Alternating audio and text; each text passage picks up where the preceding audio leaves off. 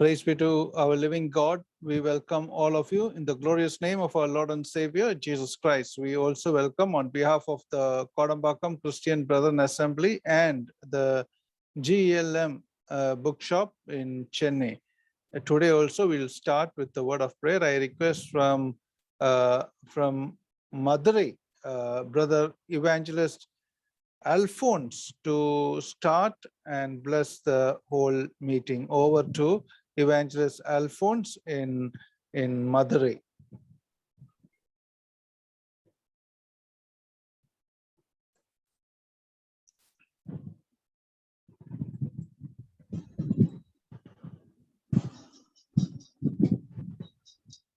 Praise the Lord. Praise. எங்களை கிருபையாய் நேசிக்கிற அன்பின் பரலோக பிதாவே, இந்த மாலை வேளைக்காய் நாங்கள் நன்றி செலுத்துகிறோம். கர்த்தாவே, ஆண்டவரே, ஒவ்வொரு நாளும் கோடம்பாக்கம் சபையின் மூலமாகவும் ஜிஎல்எம் ஒர்க்ஷாப் மூலமாகவும் ஆண்டவரே நாங்கள் சில கர்த்தருடைய பிள்ளைகளாக ஐக்கியப்படவும் தேவ சமூகத்திலே அமர்ந்து கர்த்தருடைய வார்த்தையை கேட்கும்படியாகவும் நீர் கிருபை பாராட்டி வருகிறீர். அதற்காக நன்றி செலுத்துகிறோம். கர்த்தாவே, இவ்விதமாக இந்த ஊழியத்தை நிறைவேற்றும்படி ஆண்டவரே சார் சந்தோஷ் ஜான்சன் அவருக்கு கொடுத்து வருகிற கிருபைக்காகவும் உமக்கு நாங்கள் ஸ்தோத்திரம் செய்கிறோம். கர்த்தாவே, ஆண்டவரே, இப்பொழுதும் கூட இந்த கூட்டத்தின் ஆசீர்வாதத்திற்காக நம்முடைய சமூகத்தில் நாங்கள் வருகிறோம்.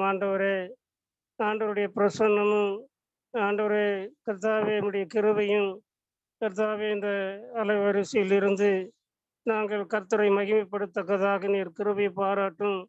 ஆண்டவரே, பாடல் பாடக்கூடிய பிள்ளைகளை ஆண்டவரே நீர் பலப்படுத்தும், பயன்படுத்தும், ஆசீர்வதியும். நம்முடைய வார்த்தையை பகிர்ந்து கொடுக்கிற சர் கிறிஸ்டன் பிறகு அவரையும் கூட ஆவியானவர் மூடி மறைத்து நாங்கள் கற்றுக்கொள்ள வேண்டிய ஆவிக்குரிய சத்தியத்தை நீர் எங்களுக்கு ஆண்டவரே அவர் மூலமாய் வெளிப்படுத்தி அதை கற்றுக்கொள்ளவும் அதை பிரயோஜனப்படுத்தி கொள்ளவும் ஆண்டவரே நீர் கிருபை பாராட்ட வேண்டுமாக நாங்கள் செபிக்கிறோம். ஆண்டவரே, இந்த கூட்டத்தில் கலந்து கொண்ட எல்லா கர்த்தருடைய பிள்ளைகளையும் கூட நீர் ஆசீர்வதியுங்க. ஆண்டவரே, அடியனுக்கும் கர்த்தாவே இந்த ஆண்டவரே வார்த்தையானது ஆசீர்வாதமாக ஆண்டவரே அந்த வார்த்தையின்படி நீர் எங்களை அடியனையும் ஆவியானவர் ஆட்கொண்டு நடத்தும்படியாக உம்முடைய நாமத்திற்கே மகிமை வர பண்ணும்படியாக உம்முடைய கரத்தில் ஒப்புவித்து ஆண்டவரும் இரட்சகருமாய் இருக்கிற கர்த்தராகிய இயேசு கிறிஸ்துவின் ஏறப்பட்ட நாமத்தில் பணிவோடு வேண்டிக் கொள்கிறோம் எங்கள் பரலோக பிதாவே. ஆமேன். Amen. Thank you, Evangelist Alphonse from Madurai for the opening prayer. Now we are going into the singing time. We have with us the son of Evangelist Shaiju Varghese, the teacher, the dean of the Stewart's Bible College, Evangelist Shaiju Varghese's son, Master Stephen Shaiju will be singing to us a few songs. Over to Master Stephen Shaiju. May the name of the Lord be glorified. I thank the Lord for this opportunity. To begin, I would like to sing an English song, I Come Before You Today.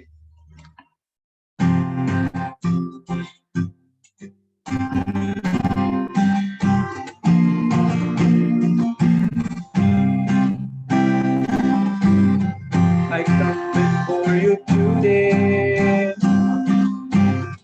and there's just one thing that I want to say.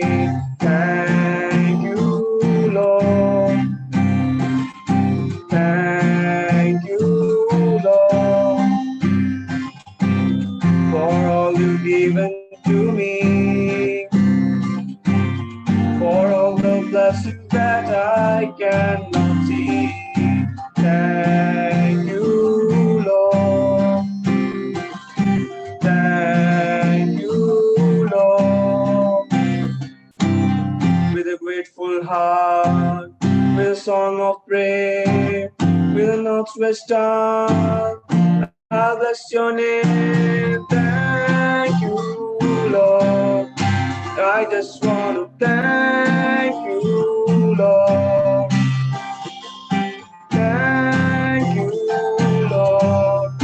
I just want to thank you, Lord. Thank you, Lord.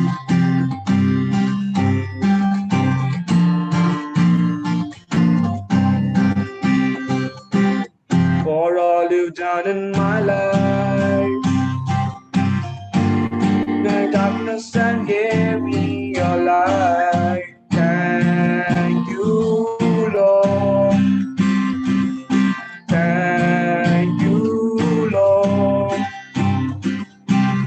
You took my sin and my shame.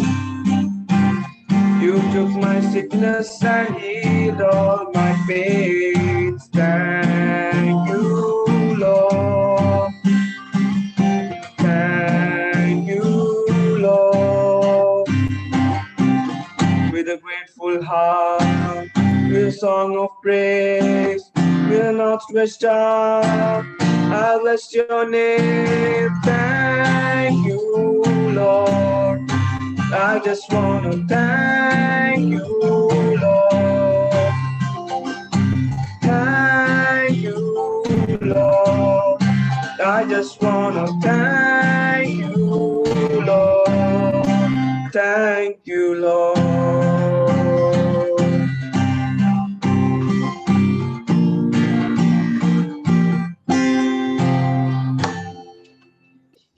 Thank you.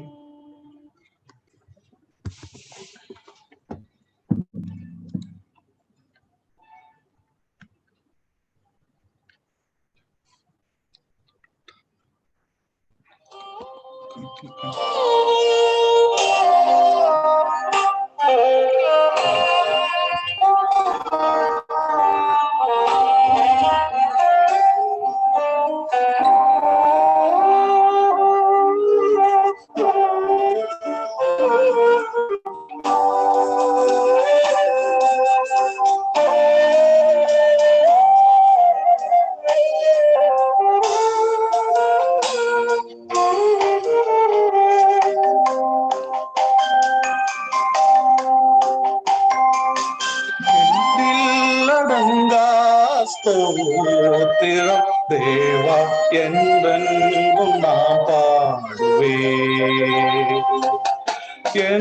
என்னில்லடங்கா ஸ்தோத்திரம் தேவா என்றென்றும் நாம் பாடுவே இந்நாள் வரை என் வாழ்விலே இந்நாள் வரை என் வாழ்விலே நீர் செய்த நன்மைக்கே ஆஹா என்னில்லடங்கா ஸ்தோத்திரம் தேவா என்றென்றும் நான் பாடுவேன்.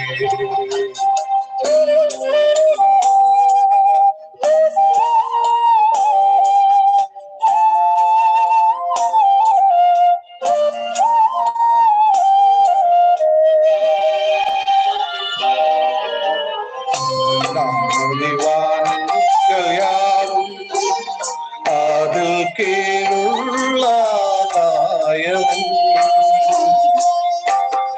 பூமியில் காண்கின்ற யாவும் கர்த்தாவுமை போற்றுமே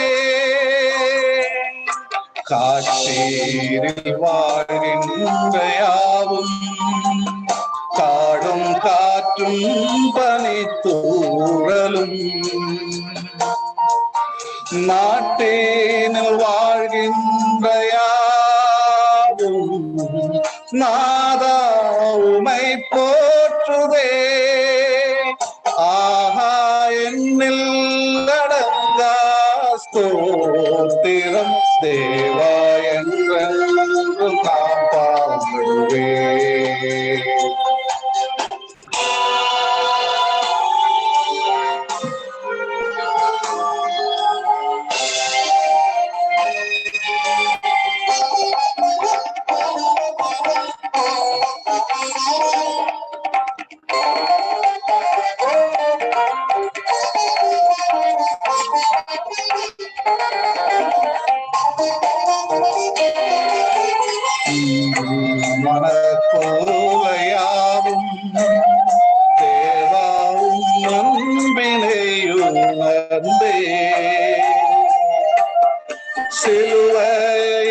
தியாகத்தை கண்டு ஓயாம் துதி பாடுவே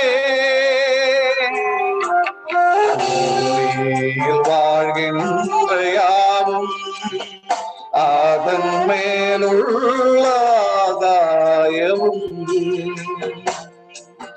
வாந்தூதர் சேனைகள் யாவும் தேவா உமை போற்றுதே ஆஹா என்னில் அடங்கா ஸ்தோத்திரம் தேவா என்றென்று நாம் பாடுவே இந்நாள் வரை என் வாழ்விலே இந்நாள் வரை என் வாழ்விலே நீர் செய்த நன்மைக்கே ஆஹா என்னில் அடங்கா ஸ்தோத்திரம் தேவா என்றென்று நாம் பாடுவே என்னில் அடங்கா ஸ்தோத்திரம் தேவா என்றென்று நான் பாடுவே தேவா என்றென்று நான் பாடுவே.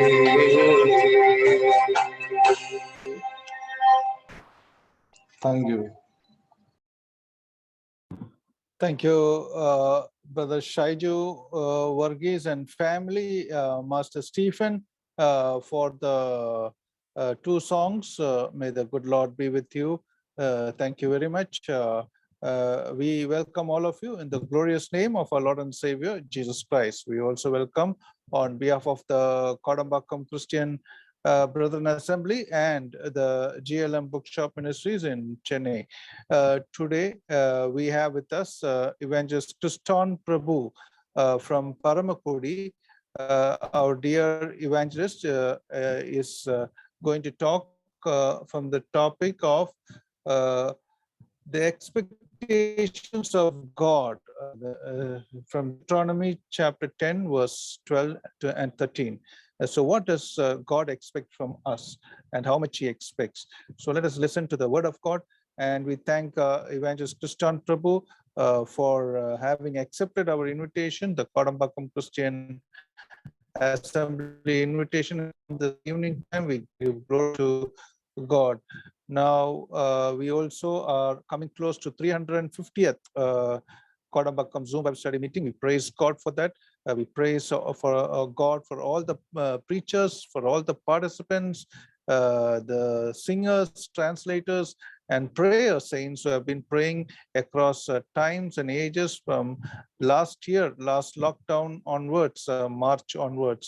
May the good Lord be with all of us. Now, we are going into the Bible study. I request from Tiruchirappalli, our dear brother Adekala Raj, to pray for the Bible study. Over to Trichy, to brother Adekala Raj. மகா பரிசுத்தம் அன்பு இருக்கும் நிறைந்த எங்கள் பரமபிதாவே, அருமையான அந்த மாலை வேலைக்காக உம்மை நன்றியோடு துதிக்கிறோம், ஸ்தோத்திரிக்கிறோம். பகல் முழுவதும் கர்த்தாவே எங்களுடைய மாம்சத்திற்கு தேவையான ஆகாரத்திற்காக பல திசைகளில் அலைந்து திரிந்து பறந்து திரிந்தோம். ஆனாலும் கர்த்தாவே நீர் எங்களுக்கு தேவையான போசிப்புகளை கட்டளையிட்டு கர்த்தாவே போக்கிலும் வருத்தனும் கூட இருந்து பாதுகாத்து சத்தினுடைய அக்னியாஸ்திரங்களுக்கு எங்களை விலக்கி ரசித்து இந்த மாலை வேளையிலும் உடைய செட்டைகளின் நிலையிலே எங்களை கொண்டு வந்து சேர்த்து இளைப்பாற கொடுத்த கிருபைக்காக நன்றியோடு துதிக்கிறோம், ஸ்தோத்திரிக்கிறோம். கர்த்தாவே இந்த நாளும் இந்த ஜூம் மீட்டிங் 350வது நிகழ்ச்சியிலும் நாங்கள் கலந்து கொள்ள கர்த்தாவே எங்கள் கிருபை பாராட்டினமைக்காக நன்றியோடு துதிக்கிறோம்.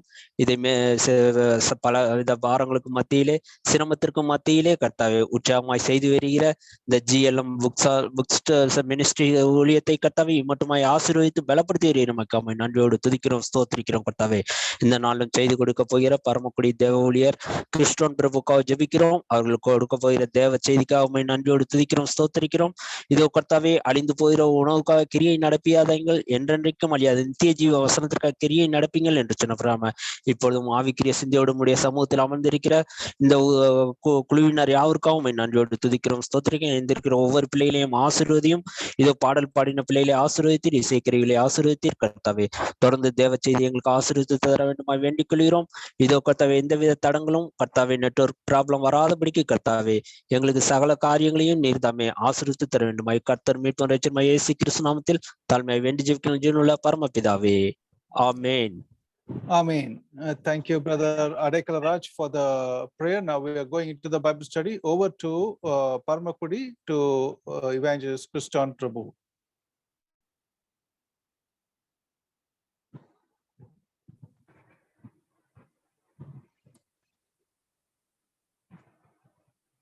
தேவனுடைய நாமம் மகிமைப்படுவதாக.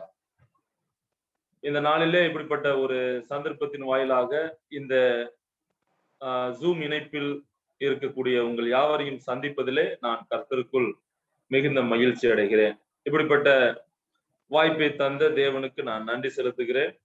அதோடு கூட கோடம்பாக்கம் கிறிஸ்டியன் பிரதரன் சபையாருக்கும், GLM புக்ஸ் ஆஃப் மினிஸ்ட்ரி அதை பொறுப்பெடுத்து நடத்துகிறவர்களுக்கும், குறிப்பாக அங்கு சந்தோஷ் ஜான்சன் அவர்களுக்கும் என்னுடைய மனமார்ந்த நன்றிகளை நான் தெரிவிக்கிறேன். ஓகே, இன்றைக்கு நாம் தெரிந்து கொண்ட இந்த தலைப்பு த எக்ஸ்பெக்டேஷன்ஸ் ஆஃப் காட். தேவன் நம்மிடம் எதிர்பார்க்கக்கூடிய சில விஷயங்களை இன்றைக்கு நாம் கற்றுக்கொள்ள இருக்கிறோம். சோ நாம் படிக்கக்கூடிய இந்த காரியங்கள் ஒருவேளை அது எளிமையான ஒரு காரியங்களாக இருந்தாலும் அதை நம்முடைய வாழ்க்கையில நாம் செய்ய வேண்டும் என்று சொல்லி ஆண்டவர் விரும்புகிறதை நாம் பார்க்கிறோம். இங்கே கொடுக்கப்பட்டுள்ள தலைப்பை நாம் அறிந்திருக்கிறோம். தேவன் நம்மிடம் என்ன எதிர்பார்க்கிறார் என்ற தலைப்பின் கீழே இன்றைக்கு நாம் சிந்திக்க இருக்கிறோம். பொதுவாக நாம் ஒரு வேத வசனத்தை அல்லது வேத பகுதியை நாம் தியானிப்பதற்கு முன்பதாக இதனுடைய அந்த சூழ்நிலை மற்றும் இந்த புத்தகத்தை குறித்ததான சில அறிமுக உரைகளை நாம் கற்றுக்கொண்டு இந்த வேத பகுதிக்குள்ளாக நாம் செல்லலாம். சோ இன்றைக்கு நாம் தியானிக்கக்கூடிய வேத பகுதி என்ன அப்படின்னா, உபாகமம் 10ஆம் அதிகாரம் 12, 13 போன்ற வசனங்கள். இது ஆக்சுவலா அதாவது 12 21, 22 வரைக்கும் உள்ள வசனங்கள் ஒரே பகுதியாக அமைக்கப்பட்டிருக்கிறது. அதாவது 10ஆம் அதிகாரத்தில் 11ஆம் வசனத்திலிருந்து 22ஆம் வசனம் வரைக்கும் நான் சொல்லக்கூடிய இந்த செய்தி கிட்டத்தட்ட ஒரு 10 வசனங்களில் சொல்லப்படுகிறது. ஆனால் இந்த புத்தகத்தை எழுதின மோசே, அந்த எழுத்தாளர் 10 வசனங்களில் சொல்ல போகிற காரியங்களை 2 வசனங்களில் சொல்லுகிறதை நாம் பார்க்கிறோம். சோ அந்த 2 வசனங்களில் what God expects from us, தேவன் நம்மிடம் என்ன எதிர்பார்க்கிறார் அப்படின்றது இன்றைக்கு நாம் சிந்திக்கலாம். சரி, let us understand something about this book. இந்த புத்தகத்தை குறித்து சில காரியங்களை நாம் அறிந்து கொள்ளலாம். இந்த நீங்கள் ஆங்கில வேதாகமத்தில் பார்த்தால் டியூட்ரானமி அப்படின்ற பெயர் கொடுக்கப்படுகிறதை நாம் பார்க்க முடியும்.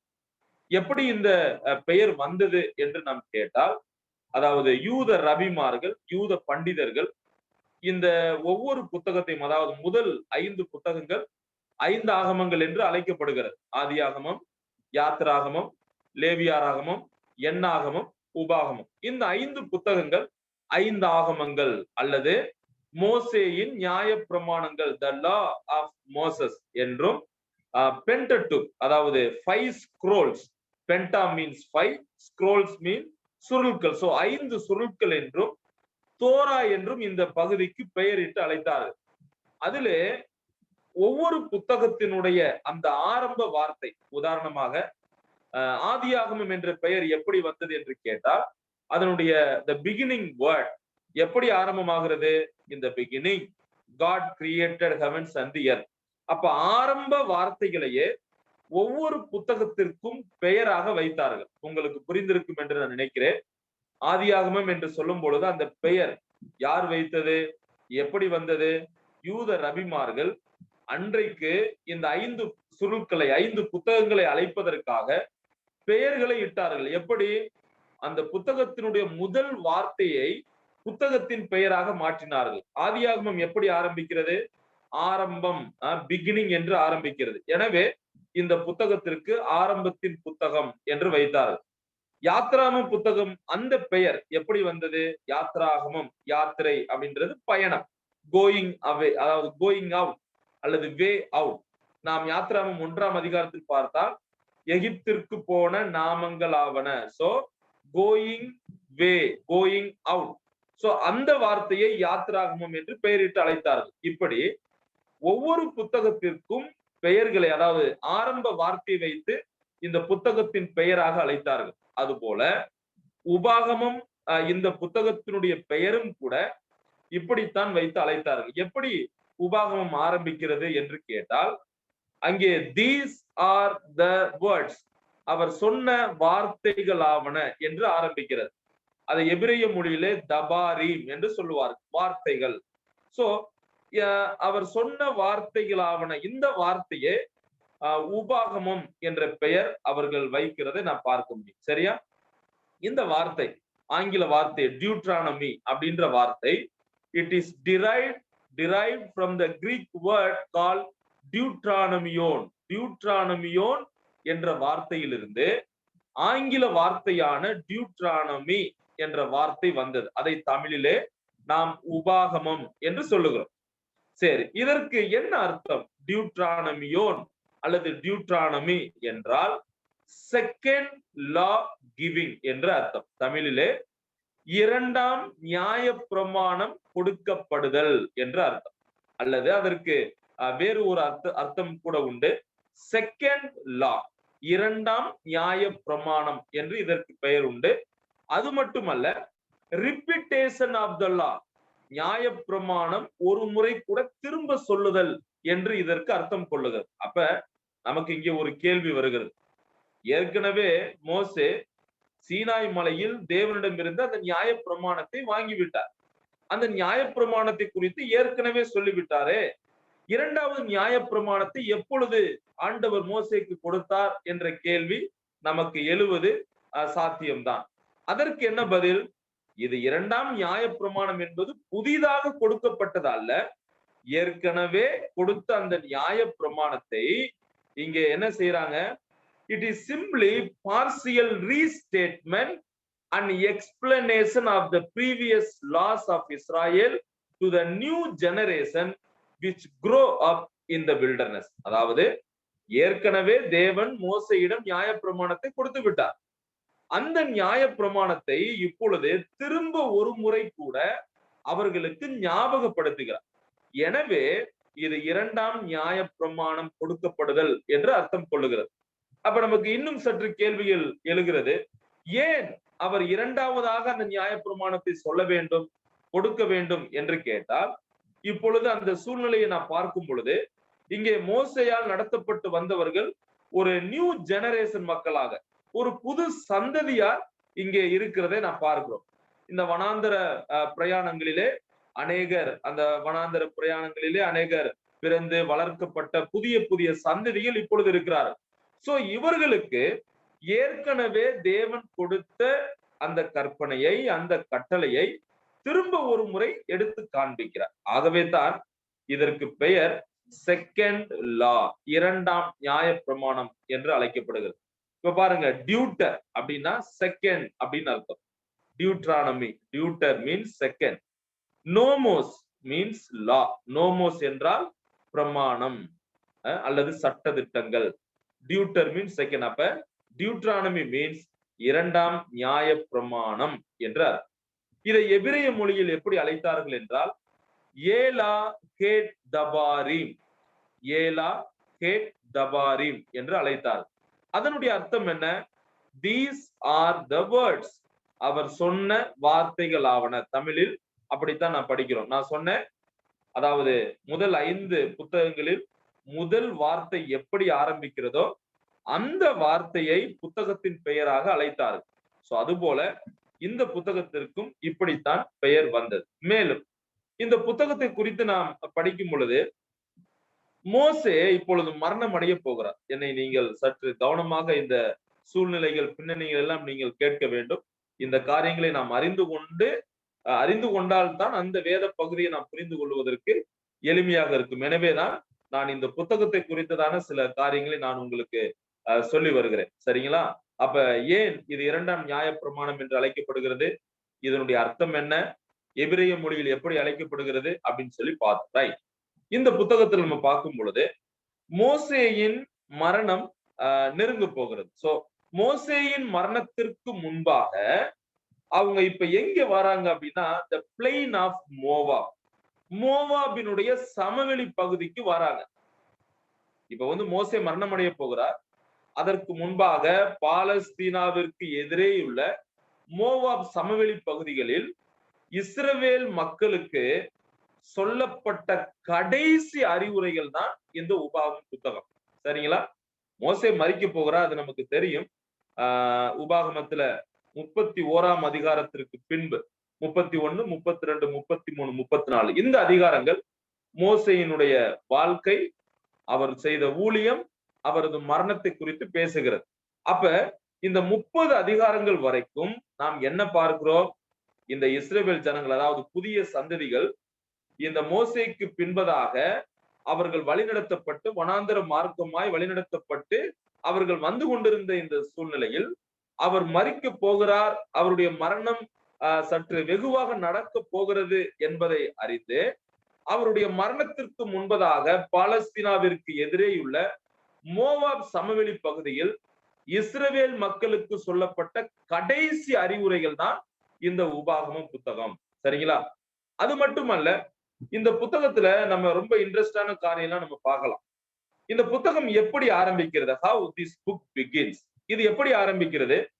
இந்த புத்தகம் இஸ்ரவேலினுடைய வரலாறோடு ஆரம்பிக்கிறது. நீங்கள் முதல் 4 அதிகாரத்தை படித்தால் அவர்கள் எப்படி, அதாவது எகிப்தில் அடிமையா இருந்தாங்க, எப்படி தேவன் அவர்களை விடுவித்தார், மீட்டார், காப்பாற்றினார் அப்படின்ற வரலாறோடு ஆரம்பிக்கப்பட்டு ஏற்கனவே கொடுத்த நியாய பிரமாணங்களை விலக்கி காண்பித்து இஸ்ரவேலின் எதிர்காலத்தை குறித்த தீர்க்க தரிசனங்களோடு இந்த புத்தகம் முடிவடையும். சோ ரொம்ப it is something interesting book. எப்படி ஆரம்பிக்கிறது? அவர்களுடைய வரலாறு ஆரம்பிக்கப்படுகிறது. அது எப்படி தொடர்ச்சியாக செல்லுகிறது? அதாவது ஏற்கனவே கொடுத்த நியாய பிரமாணங்களை இந்த புதிய தலைமுறையினருக்கு விலக்கி காண்பித்து இஸ்ரவேலுடைய எதிர்காலம் அதை குறித்ததான தீர்க்க தரிசனத்தோடு இந்த புத்தகம் முடிவடைகிறதை நாம் பார்க்க முடியும். அது மட்டுமல்ல, இந்த புத்தகத்தை குறித்து நான் படிக்கும் பொழுது இந்த புத்தகம் கீழ்ப்படிதலின் புத்தகம் என்று அழைக்கப்படுகிறது. நீங்கள் இந்த புத்தகத்தை படிக்கும் பொழுது அநேக வார்த்தைகள் இங்கே பயன்படுத்தப்படுகிறதை நாம் பார்க்க முடியும். அதாவது அப்சர்வ் டு டூ, நீங்கள் இதை செய்ய வேண்டும், இதற்கு நீங்கள் கீழ்ப்படிய வேண்டும் அப்படின்றத நம்ம பார்க்க முடியும். So this is the book of obedience. Observe to do. It was the emphasis of Moses to the people. அப்ப அந்த இஸ்ரவேல் ஜனங்களுக்கு மோசே சொல்லக்கூடிய அநேக அந்த அறிவுரை என்ன அப்படின்னா, நீங்கள் கீழ்ப்படிய வேண்டும். You need to obey to the Lord. நீங்கள் கர்த்தருக்கு நீங்கள் கீழ்ப்படிய வேண்டும் என்று சொல்லுகிறார். அது மட்டுமல்ல, இந்த புத்தகத்தினுடைய கருப்பொருள், இந்த உபாகம புத்தகத்தினுடைய கருப்பொருள் என்ன என்று கேட்டால் 2 கருப்பொருட்கள் இங்கே பயன்படுத்தப்பட்டிருக்கின்றன. ஆங்கிலத்துல தீம் என்று சொல்லுவார்கள். Theme of this book. இந்த புத்தகத்தை நாம் மிக எளிமையாக புரிந்து கொள்ள இந்த 2 கருப்பொருட்கள் போதுமானது. முதலாவது, it talks about God's love. தேவனுடைய அன்பை குறித்து இந்த புத்தகம் பேசுகிறது. இதுதான் முதல் கருப்பொருள். The first theme of the book of Deuteronomy is God's love. தேவனுடைய அன்பு. இரண்டாவது ஒரு தீம் இங்கே சொல்லப்படுகிறது, man's obedience. மனிதர்களுடைய கீழ்ப்படிதல்.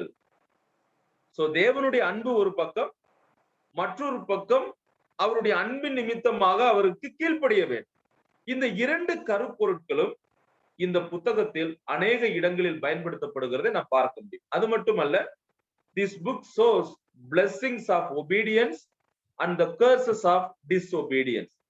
கீழ்ப்படிந்தால் ஆசீர்வாதம், கீழ்ப்படியாவிட்டால் சாபம் என்ற கருத்தையும் கூட இந்த புத்தகம் சொல்லுகிறது. சோ இஸ்ரவேல் ஜனங்கள் அவர்களுடைய எல்லா நிலைகளில், அவர்களுடைய வாழ்க்கையின் எல்லா சூழ்நிலைகளிலும் they need to depend on the obedience of God. அவர்கள் தேவனுக்கு கீழ்ப்படிய வேண்டும், அதைத்தான் அவர்கள் நம்ப வேண்டும் என்று இந்த புத்தகத்தில் நாம் வாசிக்கிறோம். உதாரணமாக it may be about their life and the possession of the promised land, victory over their enemy. It may be their prosperity or happiness. ஒருவேளை அவருடைய வாழ்க்கையாக இது இருக்கலாம், அல்லது அந்த வாக்குத்தத்தம் செய்யப்பட்ட அந்த தேசத்தை சுதந்திரித்துக் கொள்ளக்கூடியதாக இருக்கலாம், தன்னுடைய எதிராளிகளை வெற்றி பெறக்கூடியதாக இருக்கலாம், ஒருவேளை செல்வ செழிப்பான வாழ்க்கையாக இருக்கலாம், அல்லது ஒரு சந்தோஷமுள்ள வாழ்க்கையாக இருக்கலாம். So everything depends on obedience. இவைகள் எல்லாம் அவர்கள் கீழ்ப்படியும் பொழுது, கீழ்ப்படிந்தால் இதை தேவன் அவர்களுக்கு செய்வதாக அங்கே வாக்குத்தத்தம் செய்கிறதை நாம் பார்க்கிறோம். அது மட்டுமல்ல, the book of Deuteronomy, it was our Lord's favorite book. ஆண்டவராகிய இயேசு கிறிஸ்துவுக்கு மிக பிடித்தமான புத்தகம் இந்த புத்தகம் என்றே நாம் சொல்லலாம். அப்படி நான் சொல்லும் போது அப்ப மற்ற புத்தகங்களில் அவருக்கு விருப்பமில்லை என்று நாம் கேட்கக்கூடாது. இந்த புத்தகத்தில் அதிகமான ஒரு மேற்கோள்களை காட்டுகிறார். இப்ப பாருங்க, லூக்கா 4ஆம் அதிகாரமாக இருக்கட்டும், மத்தேயு 4ஆம் அதிகாரமாக இருக்கட்டும், இங்கே ஆண்டவராகிய இயேசு கிறிஸ்து அதாவது எதிராளியான பிசாசை ஜெயிப்பதற்கு இந்த 2 பகுதிகளை அவர் பேசும் பொழுது இந்த புத்தகத்தில் இருந்துதான் அவர் மேற்கோள் காட்டுகிறார். உபாகமம் 8ஆம் அதிகாரம் 3ஆம் வசனம், 6ஆம் அதிகாரம் 13ஆம் வசனம், 10ஆம் அதிகாரம் 20ஆம் வசனம், இந்த வசனங்களை அவர் பயன்படுத்துகிறதை பார்க்க முடியும். அது மட்டுமல்ல, இந்த புத்தகத்திலிருந்து மட்டும் புதிய ஏற்பாட்டிலே 90 மேற்கோள்கள் சொல்லப்பட்டிருக்கிறது. There are 90 quotations quoted in the New Testament. அப்ப புதிய ஏற்பாட்டிலே நாம் பார்க்கும் பொழுது இந்த புத்தகத்திலிருந்து மட்டுமே கிட்டத்தட்ட 90 மேற்கோள்கள் சொல்லப்பட்டிருக்கிறதை நாம் பார்க்க முடியும். சோ இந்த புத்தகத்தினுடைய திறவுகோல் வசனம் என்ன அப்படின்னு கேட்டா, அந்த வசனம் தான் இன்றைக்கு நாம் தியானிக்கக்கூடிய வசனம். உபாகமம் 10ஆம் அதிகாரம் 12 - 13. அது மட்டுமல்ல, இந்த திறவுகோல் வார்த்தை இந்த புத்தகத்துல என்ன அப்படின்னு நம்ம கேட்டா, அதாவது ஒபீடியன்ஸ். ஏற்கனவே நான் இதைத்தான் சொல்லி வருகிறேன். கீழ்ப்படிதல், ஒபீடியன்ஸ், டூயிங், கீப்பிங், அப்சர்விங், இவைகள் எல்லாம் இந்த புத்தகத்தில் ஒரு திறவுகோல் வார்த்தைகளாக இருக்கிறது. அதாவது கடைபிடித்தல், அப்சர்வ் அப்படின்ற வார்த்தை கிட்டத்தட்ட 177 முறை இந்த புத்தகத்தில் வருகிறதை நாம் பார்க்க முடியும். அது மட்டுமல்ல, அதாவது அநேக வேளைகளிலே இஸ்ரவேலே கேள் அப்படின்ற ஒரு வார்த்தை, கேள், ஹியரிங் அப்படின்ற வார்த்தை இது அதிகமாக பயன்படுத்தப்படுகிறதை நான் பார்க்கிறோம். சரி, ஏன் இந்த புத்தகம் எழுதப்பட்டது? அதாவது இஸ்ரவேல் மக்களுக்கு அன்பின் நிமித்தமாக ஏன் இந்த அறிவுரைகள் சொல்லப்பட்டது? ஏற்கனவே நான் சொன்னேன், மோசேயினுடைய மரணத்திற்கு முன்பதாக புதிதாக வனாந்தரத்திலிருந்து பயணமாய் வந்த அந்த புது சந்ததியாருக்கு, புதிய ஜனங்களுக்கு தேவனிடத்தில் பெற்றுக்கொண்ட அந்த கட்டளையை ஒரு முறை கூட அவர்களுக்கு ஞாபகப்படுத்தி அவருடைய வாழ்க்கையிலே எப்படி நடக்க வேண்டும், அவருடைய எதிர்காலம் என்ன, எப்படி ஆண்டவருக்கு கீழ்ப்படிய வேண்டும் என்பதை அவர் இங்கே சொல்லுகிறார் என்று ஏற்கனவே சிந்தித்தோம். ஆனால் இன்னும் நாம் சற்று ஸ்பெசிபிக்கா நம்ம பார்த்தோம் அப்படின்னா, இந்த புத்தகம் ஏன் எழுதப்பட்டது, அல்லது இந்த பகுதி எதற்காக, என்ன நோக்கத்தோடு எழுதப்பட்டது? Moses the great leader is about to die. மோசே இப்பொழுது மரிக்க போகிறார். The old generation has passed on now. அந்த பழைய சந்ததியார் இப்பொழுது போய்விட்டார்கள். 2ஆம் அதிகாரம் 14 - 16 வரைக்குள்ள நான் வாசிக்கிறோம். அதாவது காலேப், யோசுவாவை தவிர மற்றவர்கள் யாவரும், அந்த பழைய சந்ததிகள், மூத்தவர்கள், பெரியவர்கள் எல்லாம் அவர்கள் கடந்து போய்விட்டார்கள். So Moses instructs the people and urges them to be faithful to their covenant with Jehovah. அப்ப அவர்களோடு தேவன் பண்ணின உடன்படிக்கைக்கு இவர்கள் உண்மையுள்ளவர்களாக இருக்க வேண்டும் என்று சொல்லி இந்த புத்தகத்தை அவர் எழுதுகிறதை பார்க்கிறோம். இந்த புத்தகத்துல மோசேயினுடைய 4 விதமான பிரசங்கங்கள் இங்கே இருக்கிறது. சரியா? There are 4 discourses we see in this book. First discourse, முதல் உரையாடல் அல்லது முதல் செய்தி 1 - 4 அதிகாரங்களில் நாம் பார்க்க முடியும். அதுல என்ன பேசுகிறார்? இந்த பேக்ரவுண்ட மட்டும் கவனிங்க. நம்ம நேரடியாக அடுத்து அந்த வசனத்திற்குள்ளாக செல்லலாம். சரி, அவுட்லைன் மட்டும் நான் சொல்றேன், அதை நீங்க கவனமா கேட்டீங்கன்னா அந்த வசனத்திற்குள்ளாக நான் போய் வரலாம். சோ இந்த புத்தகத்தில் the outline can be divided into 4 sections அல்லது the 4 discourses that we see from the book of Deuteronomy. இந்த புத்தகத்துல 4 விதமான டிஸ்கோர்சஸ், உரையாடல்கள் அல்லது செய்திகள் சொல்லப்பட்டிருக்கிறது. முதல் செய்தி, the first discourse, எதை குறித்து என்றால் வரலாற்று சம்பந்தமான, ஹிஸ்டோரிக்கல், சரியா, வரலாற்று சம்பந்தமாக பேசுகிறார். இன்னும் நம்ம பார்த்தோம்னா பேக்வேர்ட் லுக், அதாவது நடந்த காரியத்தை வரலாறாக இங்கே சொல்லுகிறதை பார்க்கும். என்ன நடந்தது? about the Israel's journey, அவர்கள் எப்படி பிரயாணமாய் வந்தார்கள் என்பதை முதல் 4 அதிகாரங்களில், அதாவது the backward look, ஹிஸ்டோரிக்கல் என்ற அடிப்படையில் பேசுகிறார். இரண்டாவது, அது 1 to 4 அதிகாரம். இரண்டாவது பாருங்க, 5 to 26 அதிகாரங்கள்ல செகண்ட் டிஸ்கோர்ஸ பாக்குறோம். செகண்ட் டிஸ்கோர்ஸ் இது எதை சார்ந்தது அப்படின்னா சட்ட திட்டங்களை சார்ந்தது, legalistic, legal. First one is historical, second discourse is legal. இந்த லீகல் அப்படின்னு சொல்லும் பொழுது இன்வர்ட் லுக், அதாவது அவர்களுக்குள்ளே தங்களுக்கு தாங்களே அவர்கள் செய்வது சரியானதா, சரியானதை கடைபிடிக்கிறார்களா, சரியானதை செய்கிறார்களா என்பதை உள்ளான நிலைமையில் பார்ப்பது. இது என்ன பார்க்க வேண்டும்? about the warning and the exhortation, அவர்களுக்கு கொடுக்கப்பட்ட அந்த எச்சரிப்புகள், அவர்களுக்கு கொடுக்கப்பட்ட அந்த உற்சாகமான உரைகள், இவைகளை எல்லாம் நாம் செய்கிறோமா, நான் செய்கிறேனா அப்படின்றத பார்ப்பது. மூன்றாவது, the third discourse, இங்க நம்ம என்ன பார்க்கிறோம்னா about the prophetic, அதாவது தீர்க்க தரிசனம் சார்ந்தது. என்ன? ஃபார்வர்ட் லுக், இதுக்கு அப்புறம், அதாவது முன்னால பார்ப்பது. நான் இப்ப இந்த சூழ்நிலை இப்படி இருக்கிறேன், இதுக்கு அப்புறம் என்ன எனக்கு நடக்க போகுது அப்படின்றத பார்ப்பது. இதில் நம்ம என்ன பார்க்கிறோம் அப்படின்னா blessings and cursing for the obedience and disobedience, கீழ்ப்படிந்தால் ஆசீர்வாதம், கீழ்ப்படியாவிட்டால் சாபம் அப்படின்றத 27, 28 போன்ற அதிகாரங்களில் நாம் காண்கிறோம். நான்காவதாக the fourth discourse, 4வது உரையாடல் அல்லது செய்தி என்ன அப்படின்னா the covenantal, அதாவது உடன்படிக்கை சார்ந்தது. இது எப்படி பார்க்கிறது? upward look, அதாவது தேவனை நோக்கி பார்ப்பது. என்ன?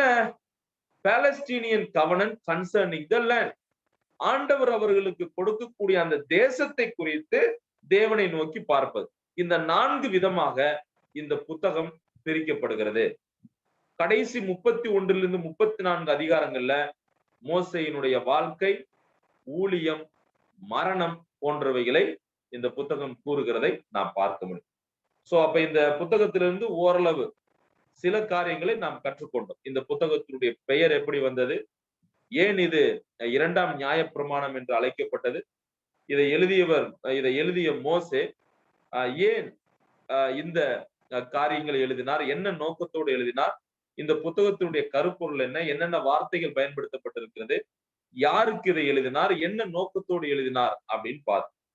சோ இந்த ஒரு பின்னணியோடு இப்பொழுது நாம் உபாகமம் 10ஆம் அதிகாரத்துக்கு நாம் வரலாம். என்னோடு கூட நீங்கள் வேதத்தை திருப்பிக் கொள்ளுங்கள். பழைய ஏற்பாட்டில 236வது பக்கம், உபாகமம் 10ஆம் அதிகாரம் 12ஆம் வசனம் மற்றும் 13ஆம் வசனம். நான் இந்த வசனங்களை வாசிக்கிறேன், நீங்கள் சற்று கவனமாக கேட்குமாறு நான் கேட்கிறேன்.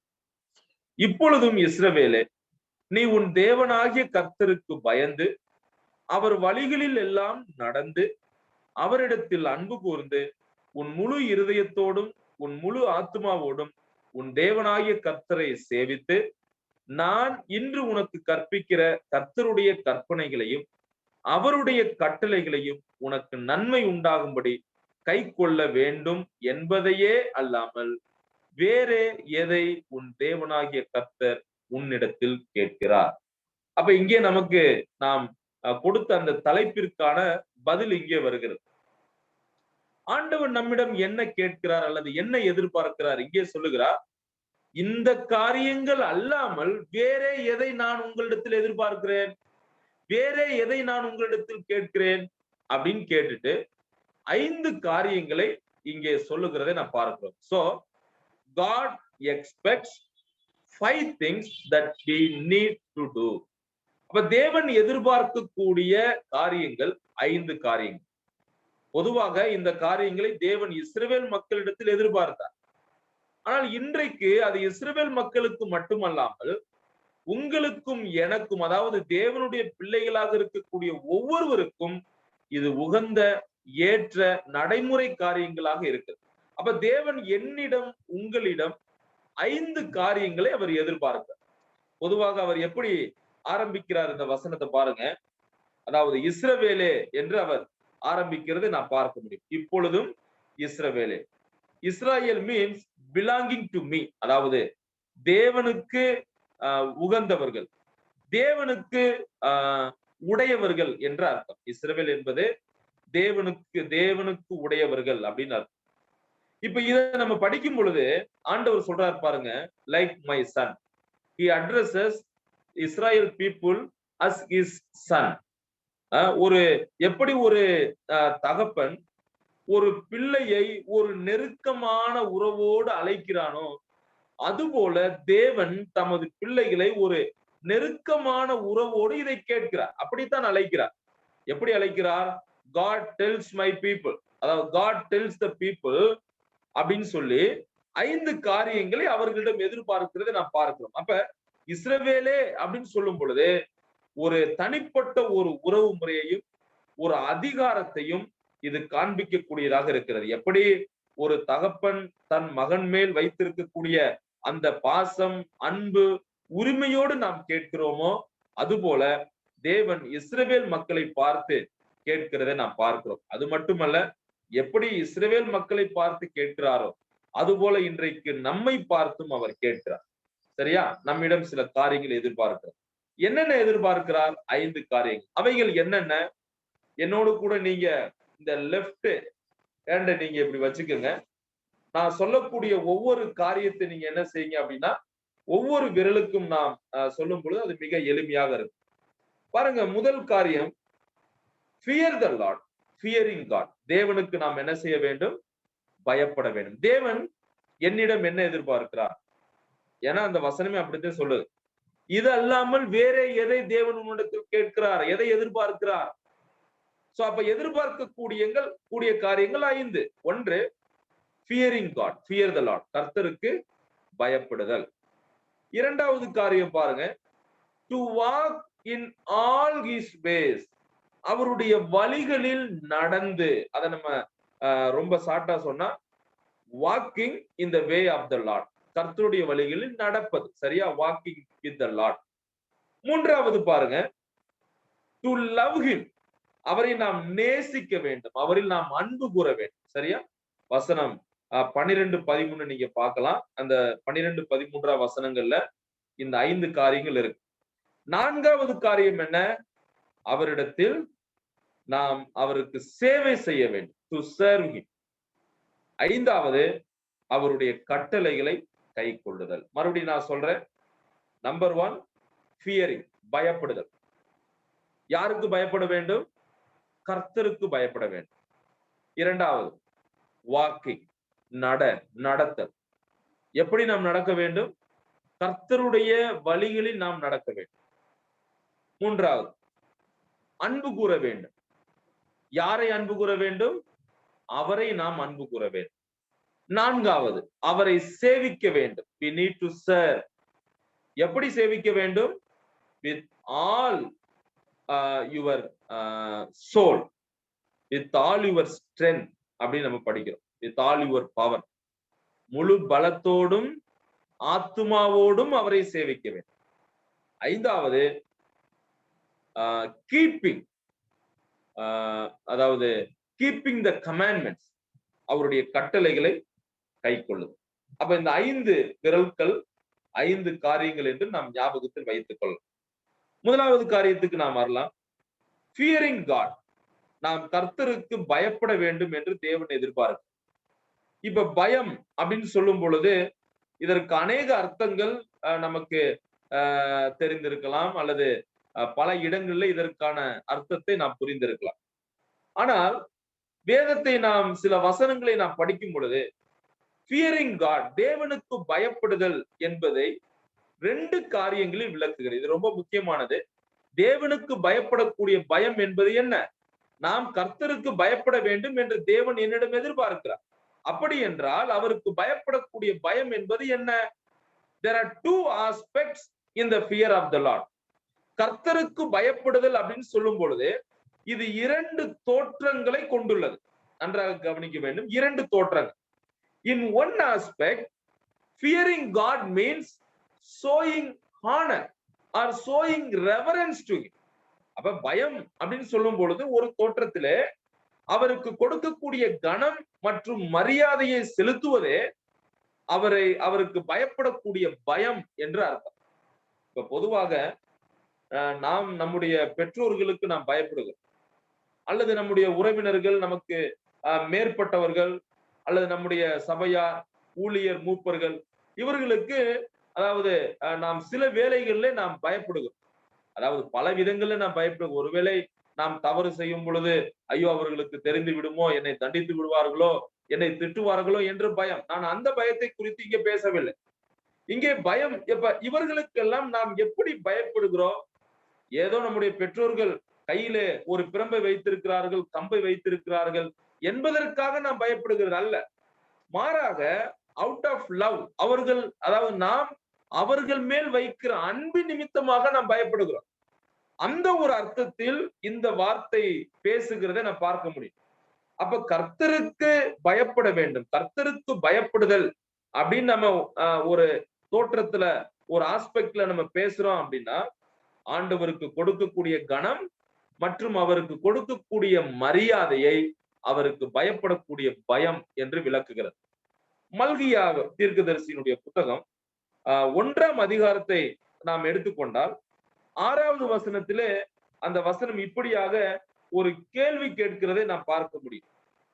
அங்கே என்ன கேள்வி கேட்கப்படுகிறது? அதாவது ஆண்டவர் கேட்பார், நீங்கள் என்னை பிதா என்று அழைக்கிறீர்கள், நீங்கள் என்னை எஜமான் என்று அழைக்கிறீர்கள். அப்படி இருக்கும் பட்சத்தில் எனக்கு கொடுக்கக்கூடிய கணம், எனக்கு கொடுக்கக்கூடிய பயம் எங்கே அப்படின்னு ஆண்டவர் கேட்பார். ஆண்டவர் இப்படியே கேட்பாரு, நான் உங்கள் பிதாவானால் என் கணம் எங்கே?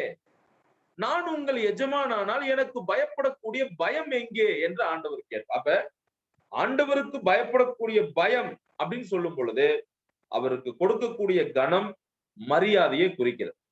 இன் செகண்ட் ஆஸ்பெக்ட், 2வது விதத்துல அவருக்கு பயப்படக்கூடிய பயம் அப்படின்னு சொல்லும் பொழுது மோசே இங்க சொல்றாரு, அதாவது understanding of God, understanding of God and also the knowing the holiness of God. இது ரொம்ப முக்கியமானது.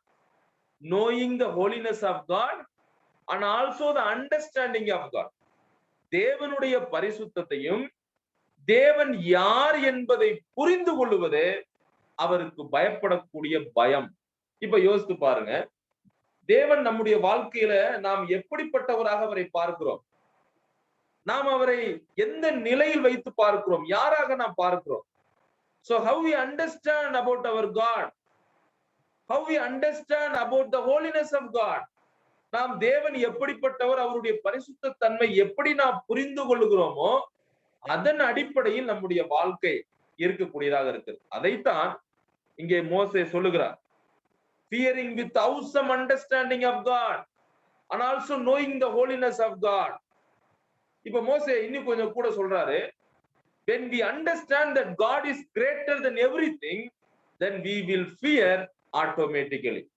தேவன் எல்லாரை காட்டிலும் மிக சிறந்தவராக, மேலானவராக இருக்கிறார் என்பதை நாம் எப்பொழுது புரிந்து கொள்ளுகிறோமோ, எப்பொழுது அறிந்து கொள்ளுகிறோமோ, அப்பொழுது அது அவருக்கு பயப்படக்கூடிய பயமாக கருதப்படுகிறது என்று சொல்லுகிறோம். பாருங்க, வேதத்திலே நாம் தேவனை குறித்து நாம் படிக்கிறோம். He is the creator and he is the holy God. There is no sin in him. He is all powerful God. So he could do anything. சரியா? சோ இப்படிப்பட்ட காரியங்களை நம்முடைய வாழ்க்கையிலே நாம் புரிந்து கொள்ளும் பொழுது நாம் அதாவது this will help us to fear him. தேவன் என்னுடைய வாழ்க்கையில அவர் எப்படிப்பட்டவராக இருக்கிறார், அவருடைய அந்த தன்மை எப்படிப்பட்டவராக இருக்கு, அவருடைய நிலை என்ன, அவர் யாராக இருக்கிறார் என்பதை நானும் நீங்களும் புரிந்து கொள்ளும் போது நாம் அதாவது ஆட்டோமேட்டிக்கா நாம் அவருக்கு அந்த பயப்படக்கூடிய அந்த பயத்தை நாம் புரிந்து கொள்வதிலிருந்து நாம் காண்பிப்போம். இப்ப என்னுடைய வாழ்க்கையிலே தேவனை நான் எப்படியாக பார்க்கிறேன்? அவர் படைத்தவராக இருக்கிறார், பரிசுத்தராக இருக்கிறார், அவர் வல்லமையுள்ளவராக இருக்கிறார்.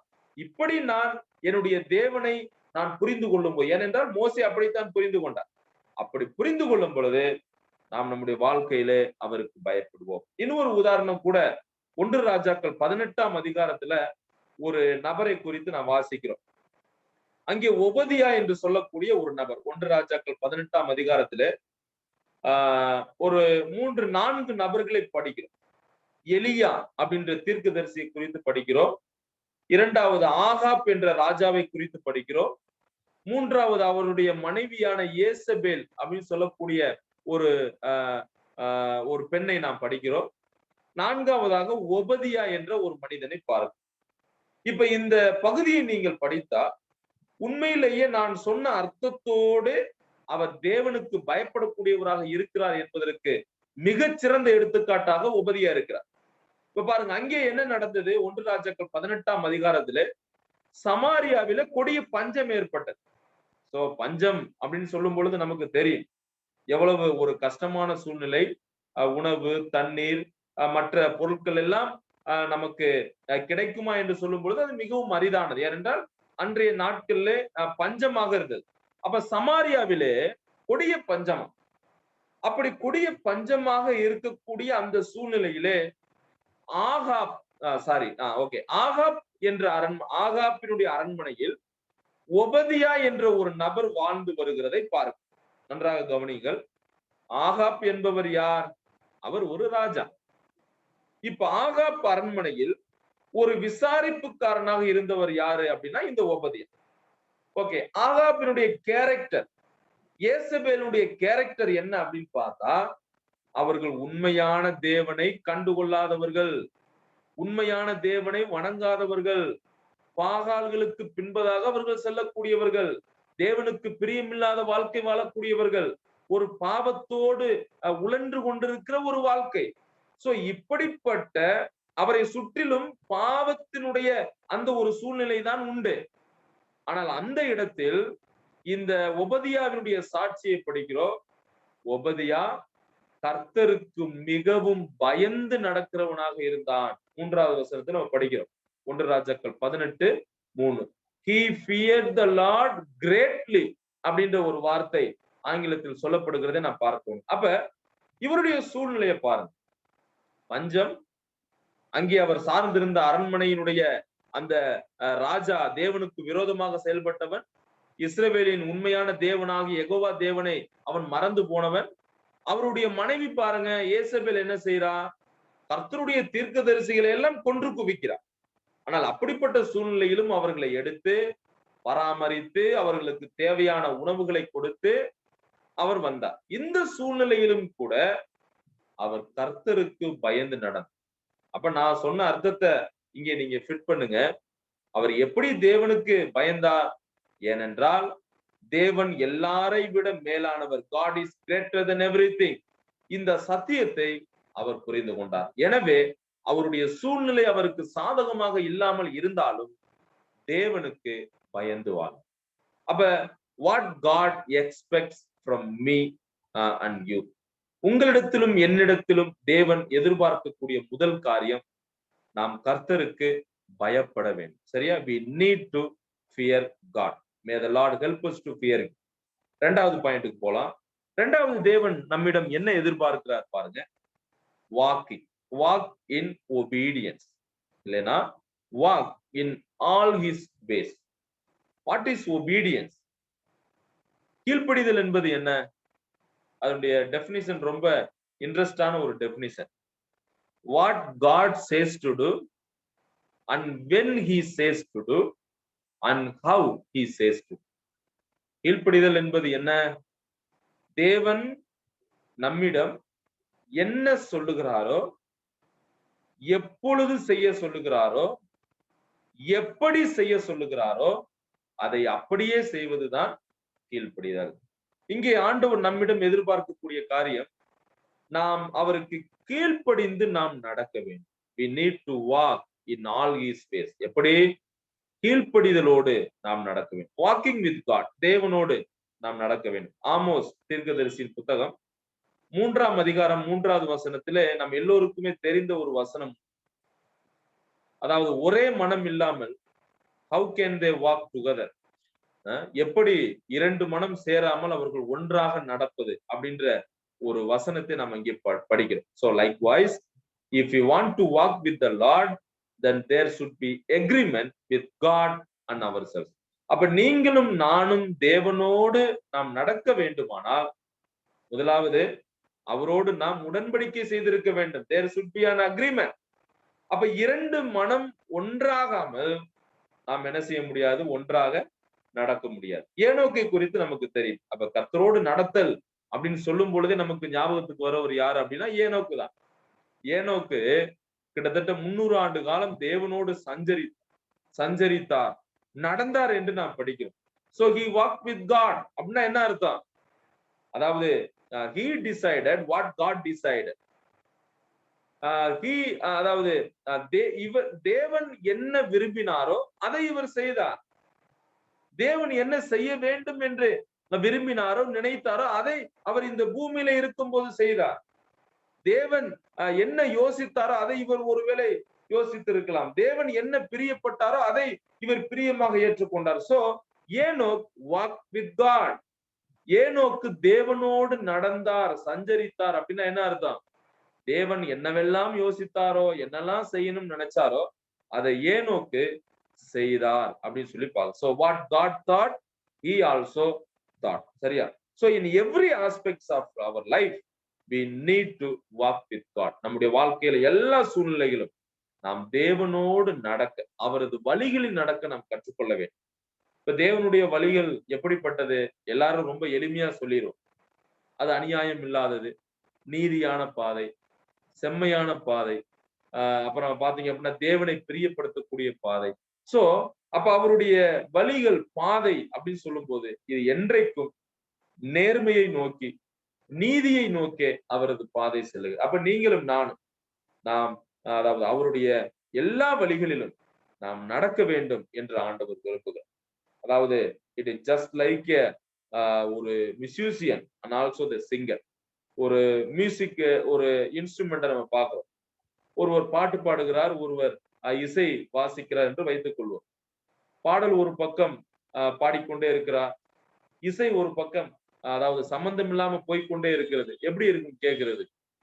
சோ அப்ப இரண்டும் இணைந்து நல்ல முறையில் இருக்கும் பொழுது அது மற்றவர்களுக்கு பிரயோஜனம் உள்ளதாக, பயனுள்ளதாக, ஒரு ஹார்மோனி, ஒரு ஒற்றுமையோடு செல்லுகிறத நம்ம பார்க்க முடியும். சோ அப்ப தேவனும் கூட அதைத்தான் நம்முடைய வாழ்க்கையில விரும்புகிறார்.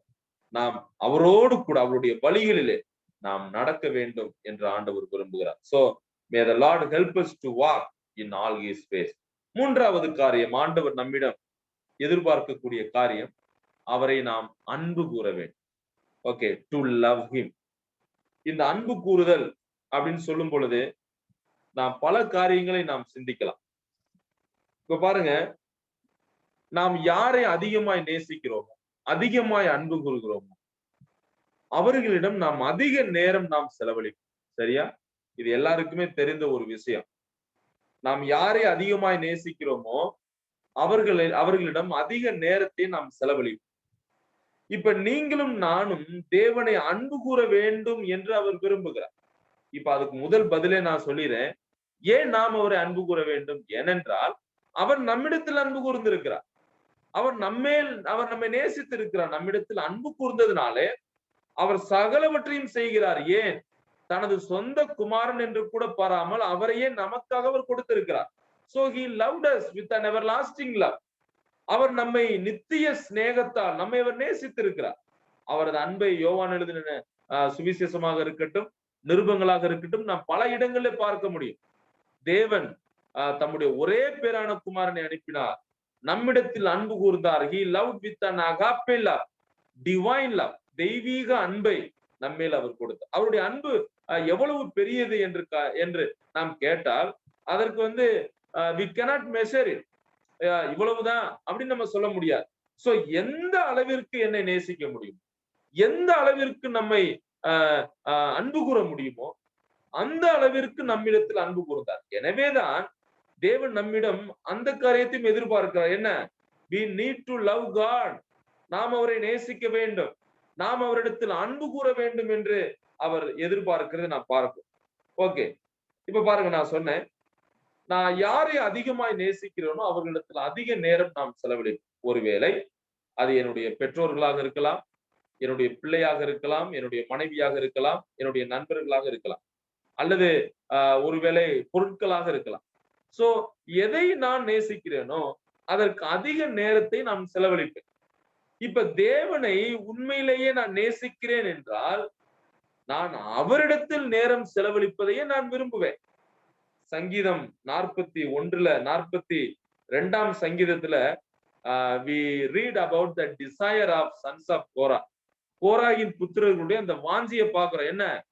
மானானது நீரோடைய வாஞ்சித்து கதறுவது போல தேவனே என் ஆத்துமா உண்மை வாஞ்சிக்கு கதறுகிறது. பாத்தீங்களா? என்ன ஒரு விருப்பம், என்ன ஒரு டிசையர் அவருக்கு இருக்கிறத நம்ம பார்க்கணும். அது மட்டுமல்ல, we need to have hunger for God.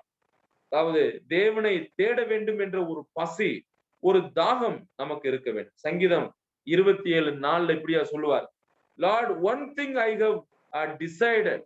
என்ன? உம்முடைய ஆலயத்தில் இருப்பதையே நான் விரும்புகிறேன், அதையே நான் நாடுகிறேன்.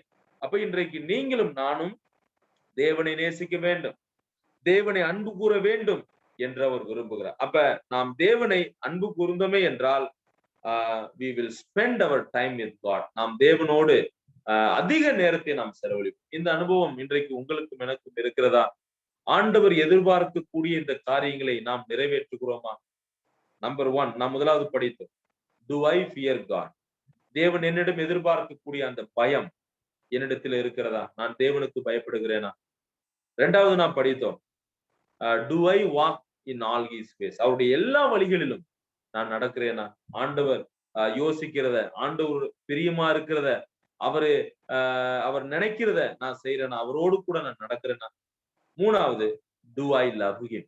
நான் அவரை அன்பு கூறுகிறேனா? அவரிடத்தில் நான் நேசிக்கிறேனா? ஏன்னா அவர் என் மேல் அன்பு கூர்ந்திருக்கிறார்.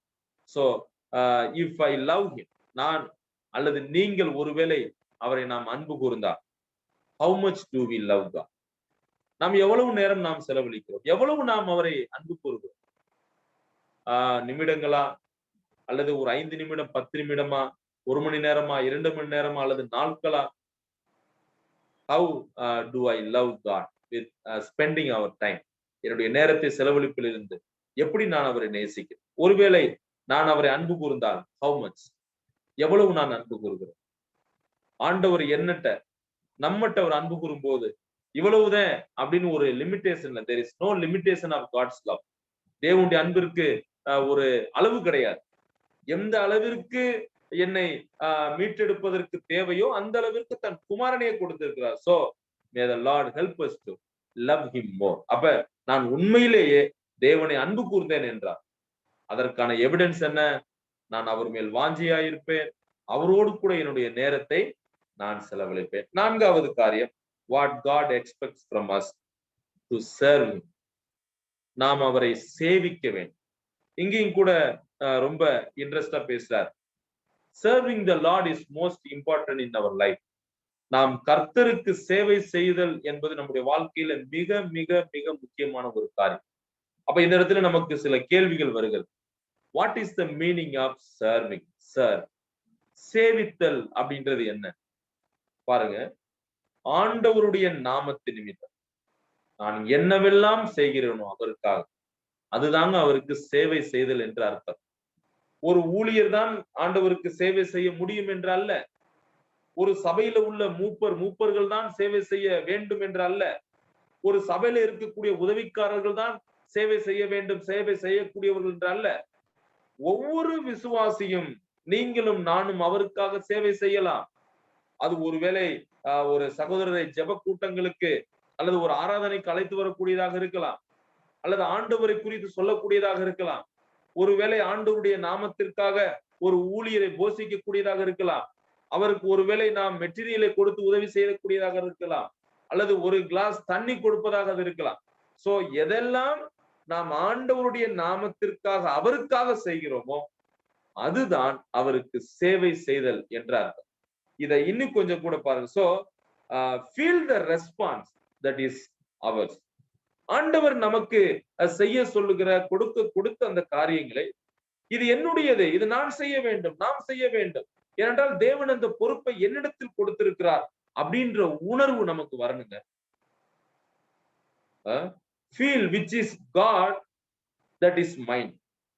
தேவனுக்குரியது அது எனக்குரியது அப்படின்னு நம்ம என்ன செய்யணும்? நம் உணர்வடைய வேண்டும். அப்பொழுதுதான் நாம் அவருக்கு சேவை செய்ய முடியும். இப்ப பாருங்க, எப்படி சேவை செய்ய வேண்டுமா? அங்கே சொல்லப்பட்டிருக்கிறது பாருங்க, எப்படி சேவை செய்ய வேண்டும்? முழு இருதயத்தோடும். பாத்தீங்களா? கவனிச்சீங்களா? முழு இருதயத்தோடும். கொஞ்சம் கவனிங்க, நான் என்னுடைய இந்த வேத ஆராய்ச்சியை நான் முடிச்சிருவேன். எப்படி நாம் அவருக்கு சேவை செய்ய வேண்டும்? முழு இருதயம், with the whole heart. முழு இருதயம் என்பது என்ன? பொதுவாக heart, it is the seat of emotion. இருதயம் அப்படின்றது என்ன அப்படின்னா உணர்ச்சிகளின் இருப்பிடம். ரொம்ப கவனமா கேளுங்க. Heart is the seat of emotion. That means with all our emotional strength that we need to serve the Lord. நம்முடைய உணர்வு பூர்வமான நிலைகளிலிருந்து நாம் அவருக்கு என்ன செய்ய வேண்டும்? சேவை செய்ய வேண்டும். அடுத்து பாருங்க, முழு ஆத்துமாவோடும் அவருக்கு சேவை செய்ய வேண்டும். with all your soul. இங்கே soul, ஆத்துமா அப்படின்றது எதை குறிக்குது? it indicates the will power. நம்முடைய சித்தத்தினுடைய வல்லமையை காண்பிக்குது. இன்னொரு வார்த்தை சொல்ல போனா taking decisional strength, taking decision. அப்ப நாம் எடுக்கக்கூடிய தீர்மானங்கள், நாம் எடுக்கக்கூடிய அந்த தீர்மானங்கள், இது முழு ஆத்துமா என்று காண்பிக்குது. அப்ப தேவன் இங்கே சொல்லும் போது நீங்களும் நானும் அவரை எப்படி சேவிக்க வேண்டும்? முழு இருதயத்தோடும் முழு ஆத்துமாவோடும் சேவிக்கும். அப்படி என்றால் என்னுடைய உணர்வு பூர்வமான நிலையிலிருந்தும், நான் எடுக்கக்கூடிய தீர்மானத்திலிருந்தும், என்னுடைய சரீர பிரகாரமான நிலையிலிருந்தும் நான் அவருக்கு சேவை செய்ய வேண்டும் என்று ஆண்டவர் விரும்புகிறார். So may the Lord help us to serve him the days to come. ஆண்டவர் அவருக்கு சேவை செய்ய நம்ம ஒவ்வொருவருக்கும் உதவி செய்வார்கள். கடைசியாக நான் பார்க்கிறோம், keeping or keep the commandments. அவருடைய கட்டளைகளை, கற்பனைகளை நாம் கை கொள்ள வேண்டும். சரியா? இன்றைக்கு நமக்கு வேத வசனங்களை ஆண்டவர் கொடுத்திருக்க. We need to keep the commandments of God.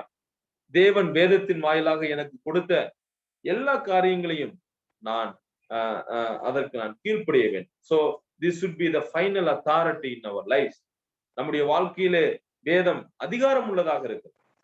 So இந்த வேதம் சொல்லுகிறதை நாம் கேட்டு நம்முடைய வாழ்க்கையில அந்த வசனத்தை நாம் வைத்துக் கொள்ள வேண்டும். அதைத்தான் சொல்லுகிறார், கீப்பிங் த கமாண்ட்மெண்ட்ஸ். அவருடைய கற்பனைகளை கைக்கொள். என்னுடைய இந்த செய்தியின் வேலையை நான் முடிக்கிறேன்.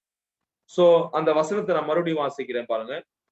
கர்த்தருக்கு பயப்படுதல், அவர் வழிகளில் நடத்தல், அவரிடத்தில் அன்பு கூறுதல், அவரை சேவித்தல், அடுத்து அவருடைய கற்பனைகளை கை கொள்ளுதல். இது அல்லாமல், இது ரொம்ப முக்கியமானது, இவைகளை அல்லாமல் வேறே எதை உன் தேவனாகிய கர்த்தர் உன்னிடத்தில் கேட்கிறார்?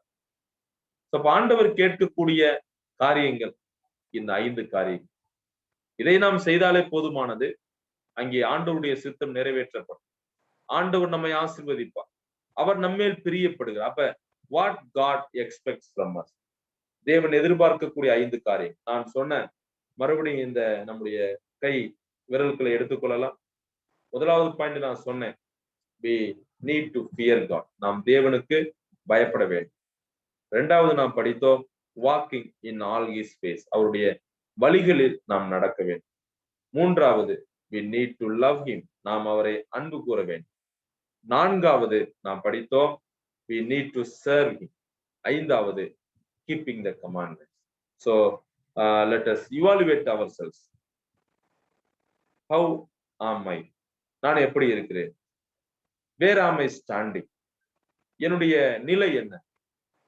நான் எந்த இடத்தில் நான் இருக்கிறேன்? நான் உண்மையிலேயே தேவனுக்கு பயந்து என்னுடைய வாழ்க்கையில நான் நடக்கிறேனா, அல்லது வெறும் ஒரு போலியாக, அல்லது மனிதன் பார்க்கிறார்களே அப்படின்றதுக்காக நான் பயப்படுறேன்? தேவன் எல்லாவற்றையும் அறிகிறார். So we need to fear. in every areas of our life. ரெண்டாவது, let us we are evaluating. Secondly, am I or do I walk in all his ways? அவருடைய எல்லா வழிகளிலும் நான் நடக்கிறேன், அவருக்கு பிரியமானதை நான் செய்கிறேன், அவர் நினைக்கிறதை நானும் நினைக்கிறேன். Do I walk with him? நான் அவரோடு நடக்கிறேனா, அவர் மாதிரி நான் சிந்திக்கிறேனா, அவர் மாதிரி நான் பேசுறேனா. மூணாவது, do I love him? நான் அவரை முழு இருதயத்தோடும் முழு ஆத்துமாவோடும் நான் அவரை அன்பு கூறுகிறேனா. சரியா, நான் அவரை அன்பு கூறுகிறேன். நான்காவது, நான் அவருக்கு சேவை செய்கிறேனா. என்னுடைய உணர்வுகள், என்னுடைய தீர்மானங்கள், என்னுடைய உடல், என்னுடைய சரீரம், இதன் மூலமாக நான் அவருக்கு சேவை செய்கிறேனா. கடைசியாக, தேவனுடைய வார்த்தையை நான் கடைபிடிக்கிறேன். வரக்கூடிய நாட்களிலே நாம் அவருக்கு பயந்து வாழ, அவருடைய வழிகளில் நாம் நடக்க, அவரிடத்தில் நாம் அன்பு கூற, அவருக்கு நாம் சேவை செய்ய, அவருடைய வார்த்தைகளை நாம் கைக்கொள்ள ஆண்டவர் நம் ஒவ்வொருவருக்கும் உதவி செய்வாராக. தேவனுடைய நாமம் மகிமைப்படுவதாக. இப்படிப்பட்ட வாய்ப்பிற்காக நான் தேவனுக்கு நன்றி செலுத்துகிறேன். அதோடு கூட கோடம்பாக்கம் கிறிஸ்தவ சபையாருக்கும் GLM புக்ஸ் ஆஃப் மினிஸ்ட்ரிக்கும் அங்கு சந்தோஷ் ஜான்சன் அவர்களுக்கும் என்னுடைய தனிப்பட்ட நிலையிலும் குடும்பத்தின் சார்பிலும் சபையின் சார்பிலும் என்னுடைய மனமார்ந்த இந்த நன்றிகளை தெரிவிக்கிறேன். கேட்ட உங்கள் யாவருக்கும் நன்றி. தேவனுடைய நாமம் மகிமைப்படுவதாக. ஆமென்.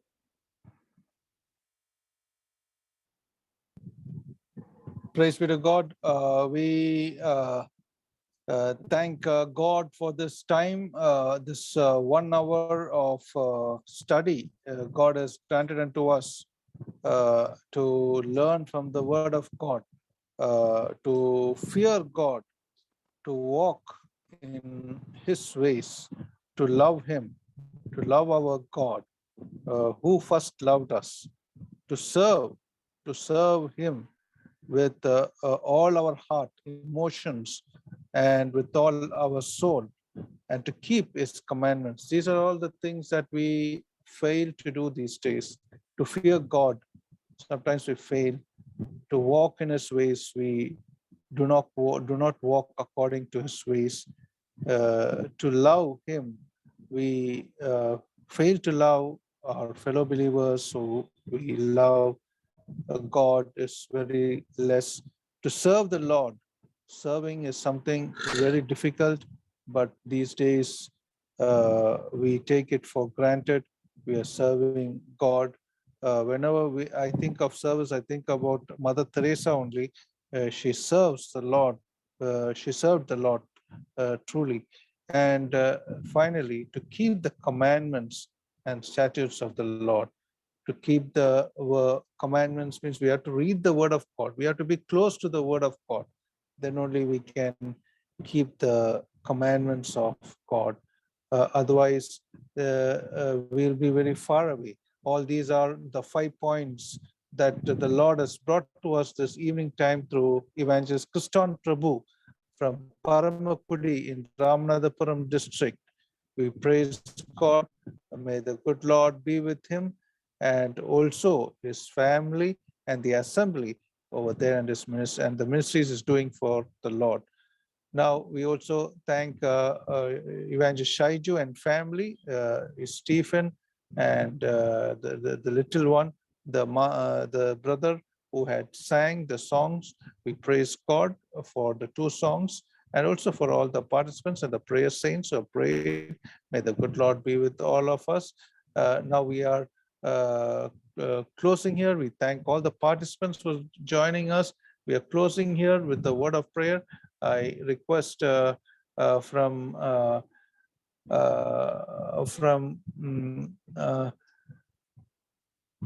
Sankaran Kovil, our evangelist Jayapal, to close the meeting with the word of prayer. Over to Sankaran Kovil, evangelist Jayapal.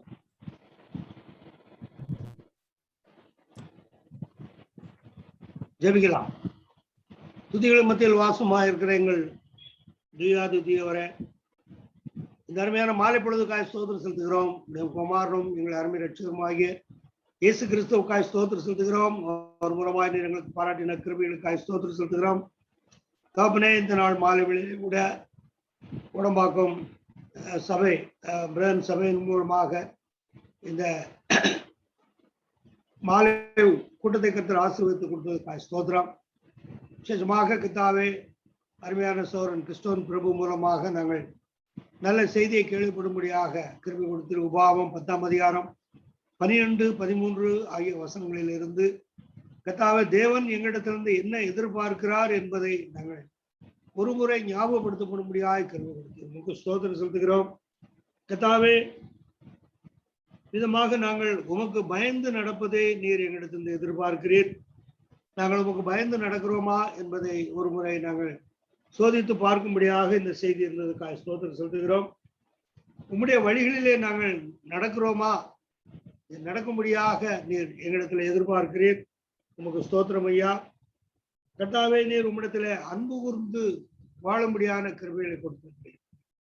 கர்த்தாவே, நாங்கள் நீர் முந்தி எங்களிடத்திலே அன்பு கூர்ந்தீர் என்று நாங்கள் பார்க்க முடியும். அதனாலே நாங்கள் உம்மிடத்திலே அன்பு கூர்ந்து வாழ வேண்டியவர்களாக இருக்கிறோம். அதை நீர் எதிர்பார்க்கிறீர். உமக்கு நன்றி செலுத்துகிறோம். உமக்கு சேவை செய்கிறது எங்களுடைய முழு ஆத்மாவோடும் முழு பலத்தோடும் நாங்கள் உமக்கு சேவை செய்கிறதை நீர் எதிர்பார்க்கிறீர். கர்த்தாவே, உமக்கு நன்றி செலுத்துகிறோம். கர்த்தாவே, உம்முடைய கட்டளைகளை கை கொள்ளுகிறது அதை நீர் எதிர்பார்க்கிறீர். அப்பா, உமக்கு இந்த 5 காரியங்களிலே நீர் எதிர்பார்க்கிறீர் எங்களிடத்திலிருந்து. இந்த உலகத்திலே நாங்கள் இந்த காரியங்களை செய்து உண்மை மயம்படுத்தும்படியான கிருபையை நீர் தாரும்.